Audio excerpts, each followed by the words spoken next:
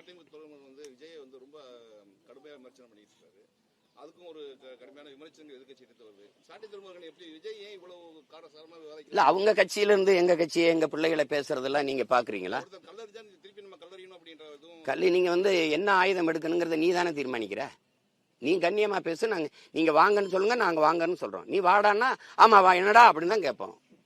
நீங்க வெட்ட ஓங்கும் போது விழுந்து கும்பிடுற கோழைகள் இல்லையே நாங்க. நீங்க வெட்டணும்னு நினைக்கும் போதே வெட்டி முடிக்கிற வீர பரம்பரை. நீங்க தேவையில்லாம சேட்டை பண்ணக்கூடாது.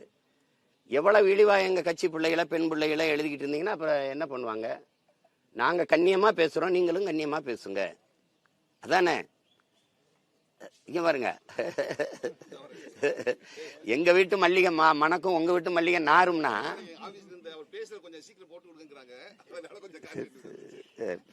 அவ்வளவு அவசரமா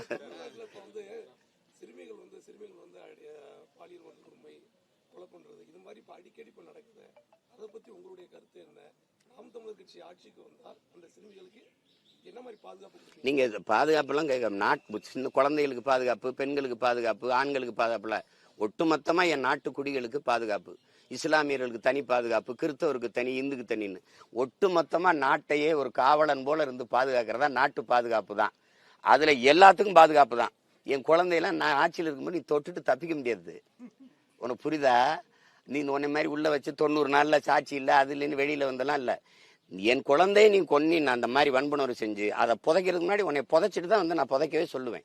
4 பேரை போட்டேன்னா நீ தொடர்ந்து உனக்கு என்ன வருமானு பாரு. எங்களுடைய ஆட்சி முறையில வந்து எங்களுடைய கொள்கை வந்து எந்த குற்றத்துக்கும் மரணம் தண்டனையாக இருக்கக்கூடாது. ஆனா இந்த குற்றத்துக்கு மரணத்தை தவிர வேற தண்டனை இல்லைங்கிறதா எங்க நிலைப்பாடு. அதனால இது கடும் சட்டங்கள் மூலமா தான் அதை ஒழுங்கு பண்ணணும். உங்களுக்கு புரியுதா? இப்போ அது அரபு நாடுகள் போல, அரபு நாடுகளை இது போல குற்ற நிகழாது. இங்கே நமக்கு வந்து அப்படி இருக்கு. அது என்ன பண்றது சொல்லுங்க? பொள்ளாச்சி பாலியல் வன்புணர்வு கொடுமைக்கு மட்டும் என்ன நடந்தது? இந்த அண்ணா பல்கலைக்கழகத்துக்கு மட்டும் என்ன நடந்தது? எல்லாம் ஒரு 90 நாள், அது அதிகபட்சம் போனால் 6 மாதம் 7 மாதத்துல ஒரு ஆண்டுல வெளியில வந்துட முடியுங்கிறதுனால அது தொடர்ந்து அந்த குற்றங்கள் நிகழுது. நாட்டை வந்து நிறைய ஒரு போதை கலாச்சாரத்துக்குள்ள கொண்டு வந்துட்டு நிறைந்த போதையா இருக்கு. ஒன்று திடப்போதை, திரவப்போதை, கஞ்சா, கொக்கைன்னு, அபின்னு அல்லது சாராயம், இதெல்லாம் உங்களுக்கு தெரியுது. போதையில வச்சுட்டு நீங்க சட்டமும் ஒழுங்கும் பெண்கள் பாதுகாப்பு அதெல்லாம் பேசிக்கிட்டு இருக்கிறது, திருட்டு கொலை இதெல்லாம் பேசிட்டு இருக்கிறது ரொம்ப வேடிக்கையானது. எல்லா குற்றவாளியும் எடுத்து பாருங்க, போதையில இருந்திருப்பான். நீங்க என்ன பாருங்க. ஏன்னா 6 வயசு குழந்தையை வன்புணர்வு செய்து கொள்ற மனநிலைங்கிறது சாதாரண மனித மனநிலை இல்லையே. அது அது எப்படி இருக்குது அது? அப்ப அது அந்த கோர சிந்தனை வந்து ரொம்ப ஆபத்தானது. இதை முற்று வைக்கல அப்படின்னா அது சரியா வராது. இப்ப அஜித்குமார் கொலை வழக்கு வந்து அது திட்டமிட்டு, அதாவது பொய் புகார் கொடுத்து நடந்த அது ஒரு லாக்அவுட் இருந்தது. இப்ப ஆகாசு வந்து அந்த இது வந்து போலீஸ் சாதாரணமா நம்ம கிடக்குறோம். ஒரு உயிர் போயிடுச்சு, எவ்வளவு கொடுமையா அடிச்சு சிறுக அந்த உயிர் பிதுங்கி வெளியேறி இருக்குங்கிற அந்த துயரத்தை நம்ம பார்க்கணும். இதெல்லாம் ஒரு பொறுப்பற்ற ஒரு அதிகாரத்தில் இருக்கிற ஒரு காவல்துறை அதிகாரிகள் நாட்டையும் மக்களையும் பாதுகாக்கிற உயர்ந்த பொறுப்பில் இருக்கிறவங்க செய்யும்போது எப்படி இந்த சட்டமும் இந்த காவலும் நம்மளை பாதுகாக்குங்கிற நம்பிக்கை எப்படி வரும்?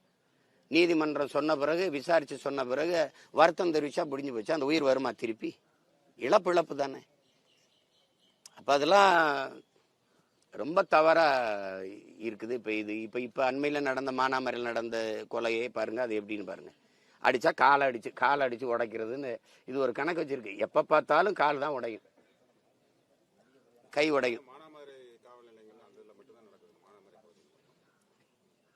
அரசு இதை ஒன்றும் கண்டுக்கிற மாதிரி தெரியலையே. காவல்துறை யார் கையில் இருக்கு? அவர் இதை பத்தி பதில் சொல்லல. நீங்க என்கிட்ட தான் உட்காந்து கேட்குறீங்க. குற்றவாளிகளுக்கு வந்து போதிய தண்டனை கொடுக்கறதுக்கு போதிய சட்டம் ஒழுங்கா இல்ல. அதனால ஒரு சில சட்டம் இருக்கு, சட்டம் இல்லைன்னா சொல்லாதீங்க. சட்டம் இருக்கு, ஒழுங்கு இல்லை. அதுதான் சொல்லிட்டு இருக்கேன். அது தொடர்ந்து இப்ப ஒரு 9 வயசு 7 வயசு சிறுமியே ஆசினியே கற்பழிச்சு கொன்னார் ஒரு தம்பி. நீங்க பார்த்துருப்பீங்க. அவரு 90 நாள்ல வெளியில வந்துட்டாரு, 30 நாள்லயே வெளியில வந்துட்டாரு. நான் போய் அந்த வீட்டுல துயரம் கேட்டேன். எரிச்சு கொண்டு விட்டாரு வன்புணர்வு செஞ்சு. அப்ப திருப்பி அந்த அவர் வந்து அவங்க அம்மாவை கொண்டுட்டாரு. திருப்பி போய் விடுதலையாகி வெளியில வந்துட்டாரு. இப்ப வெளியில தான் இருக்காரு. அப்ப இவர் எப்படி எடுத்துக்கிறது? அந்த வயதை ஒத்த இளைஞர்களுக்கு என்ன சிந்தனை வரும்? அது ஒன்றும் இல்லடா அப்படின்னு. அதுதான் நீங்க ஒரு திரும்ப திரும்ப சொல்றேனே, ஒழுங்கு இல்லை, அறம் சார்ந்த ஆட்சி இல்லை.